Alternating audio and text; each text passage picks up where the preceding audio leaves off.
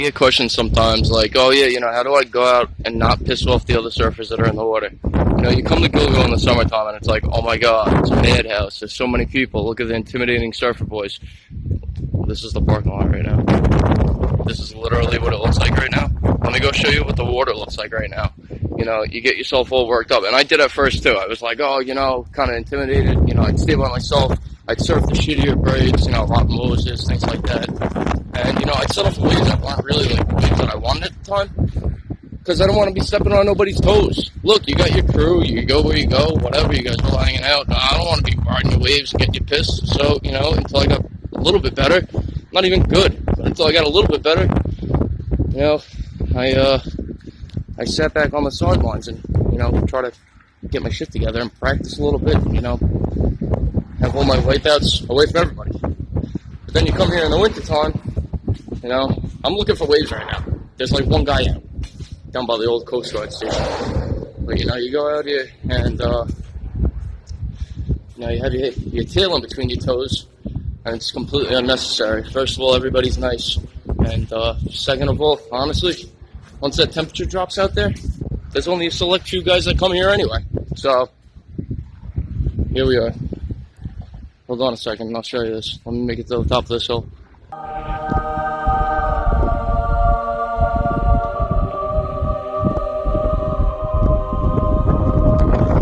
And you know what, honestly? I went out on days by myself, trying to avoid the crowd, that I probably shouldn't have been out by myself. So, we'd rather see you out here than see it in the newspaper. Another tragedy that happened in summer. Feel free to message me. You got any questions, anything like that? Comment section below, obviously. And, why don't you give a like to this video? Hit that, little bell button over there. Subscribe. If you want to see any more videos. And, yeah. I'll see you out on the water. If you have any interest in learning how to surf whatsoever, get in touch with me. I am an instructor for a surf company on the island in Suffolk. So if we can get you going next season, if you're not be out there. It's so funny how things work out sometimes. I went down there, I took a look at the waves. I actually, believe it or not, got out of work, went to Toa Bay, took a look at the waves. Liked what I saw and was like, you know what, there's nobody out, it's kind of big. Let me shoot down a Gilgo and see if anybody else is getting into anything. I would have went out by myself. I usually do, all the time, no problem. But today it was just like, you head down there. So I head down to Gilgo, I check it out, same thing, cross the highway, walk over the dunes. Look at the waves. Waves are great. But, so it's just funny because sometimes it's almost like you got that gut feeling about something. You can't really put your finger on it. The waves aren't even big. And it's not like, my gut was like, don't go out there. There's a shark in the water about to eat you. It wasn't even like that. I just wasn't in the mood to really go out. So here I am. I'm sitting on the side of the road right now waiting for a tow truck. It's going to be like a $300 bill to get back home, which is great. But long story short, moral of the story is I call my girlfriend and tell her what the deal is. I go, babe, listen, I'm broken down. And, yeah. Biggest problem right now is the fact that I got no way to your house tonight, and I got no way to get back home to go to work tomorrow. So, long story short, she's like, don't worry about it, I'll pick you up, I'll drop you off, which is a big thing, because I wake up at like 4 o'clock in the morning to go to work. So, thank you for that, Karen. I appreciate you. I love you. Thanks. She's always there. But then she follows it up with, one of these things going to stop happening. And, I had to explain to her something that even in the moment while I'm going through things, I still have in my head. This is what it comes down to. Unless you got enough money to make your problems go away, or enough money, this way you don't feel your problems as much as people like me feel their problems, sitting here on the side of the road, waiting for a tow truck that's going to take half my paycheck. Honestly, what you got to realize is that what it comes down to is you're always going to be going through stuff. You don't build like this magical road in life and, that's the road to travel on. That's the key and all the answers to all of my problems. You don't buy a car and never have to maintain the car. You don't get married and it's like, oh yeah, we're married and now we're happy for the rest of our lives. That's not how it works, guys. It's fucking work. It's always going to be work. No matter what, you could break down, you can go to work. You could Oh, look at that, you landed the job. Good job. Guess what? Now you got something to prove to your boss and all your coworkers for the rest of the time that you work there. No matter what, there's going to be something that you have to maintain. Whether it be your mindset, your mentality, your lawn, you know, your house, your cars, your relation. It doesn't matter what it is. At the end of the day, if I didn't surf for 6 months and then I came back to surfing, guess who would suck really bad? More than I do. Doesn't matter though. Because at the end of the day, as long as you stay on top of everything and accept the things that you can't change and deal with the things that you can, as soon as you can, you're going to be alright. So, hang in there, keep on chugging along, and, you know, when you run into issues here or there, don't pull the whole woe is me, and why me, and why this, and why that. Because honestly, when it comes down to it, it's not just you, it's everybody. And if you compare yourself to other people that are out there in the world, honestly, you'll see it. Look at the little kids in Africa that are starving. Look at the kids in India that are picking through garbage. Look at the people in China that are working for 20 cents an hour right now. Right from the get-go, you just being alive right now where you are makes you better off than those guys. Now, for those guys to have what you have, now how hard they gotta work? A lifetime of working hours, a lifetime of man hours would not even be able to pay off the car that you're driving right now, even if it's a piece of shit if you lived over there. So just be happy, you know, for the opportunities that you have, you know, the good times, and honestly the bad times too. So bad times make you a fucking stronger person. That's what you need sometimes. Keep your head up.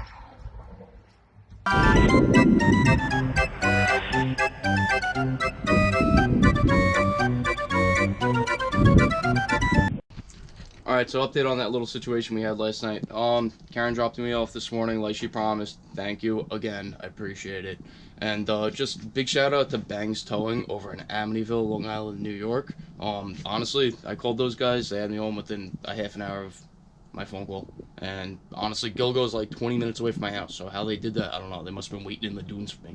But I'm going to go jack up the van right now. I'm going to check it out and see if I can fix this thing. So I'll show you what happened, and you know, hopefully this is a quick fix and we're good to go after this. So we'll see.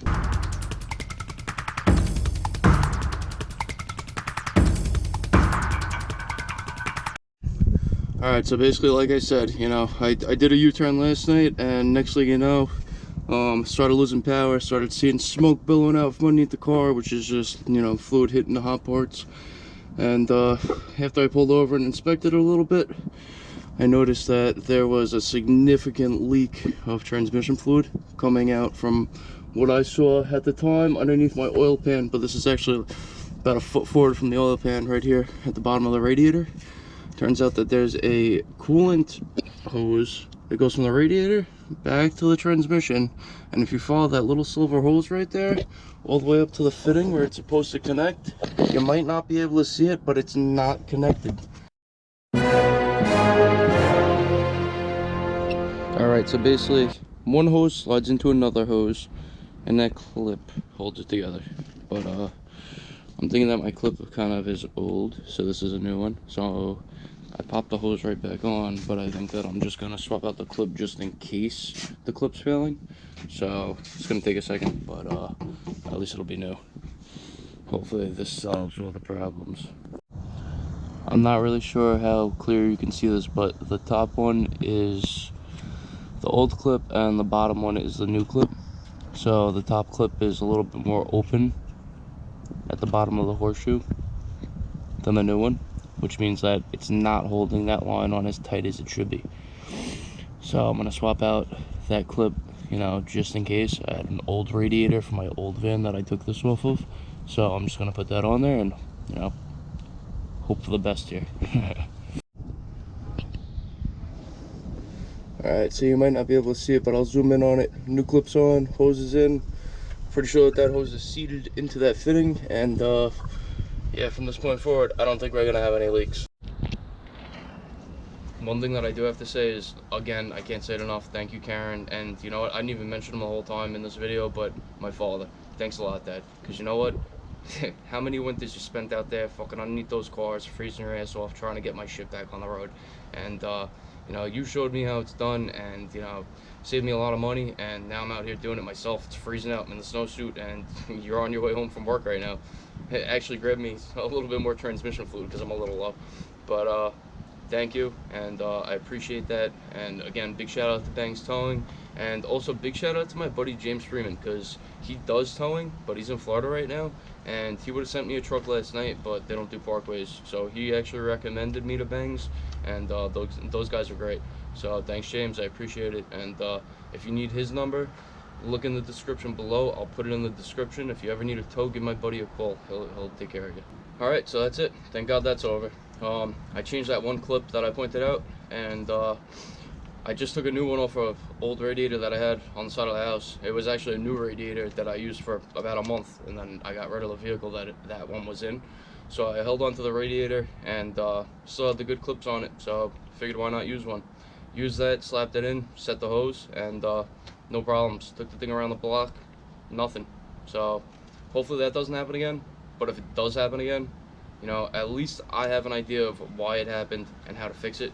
Like I said, guys, look, I'm no mechanic or anything like that whatsoever by any means, so don't take anything that I said here, you know, to heart or serious. You know, when it comes down to the way that you would handle your own vehicle, I don't want to be responsible for that. You know, even the way that I jack up my van, I mean, God forbid, you know, something happens to you, you know, I didn't tell you to do it, but just want to tell you that no matter what happens, like I said earlier, you're gonna get through it. So I went out and I bought a new hose. This is actually the part right here. It goes actually from the radiator, the back of the radiator on the passenger side, all the way down to the transmission, and it's a coolant line. So basically, you know, it's like a continuous flow. It goes from the radiator into the transmission, and then it gets pumped back into the radiator. So there's another hose. That one's a lot harder to get to. Not really, but for what it's worth, honestly, it took about 20 minutes to fix this, and I'm just so happy. Last night, Karen went to the dentist. She got a quote on what it would cost to fix her teeth, and it's like a $6,000 bill. So right now, she's getting 2 cavities filled. She's gonna start the whole deep cleaning process coming up soon, and then you know, root canals, whole 9 yards. And that's just another thing that we're gonna have to get through, which that's all right.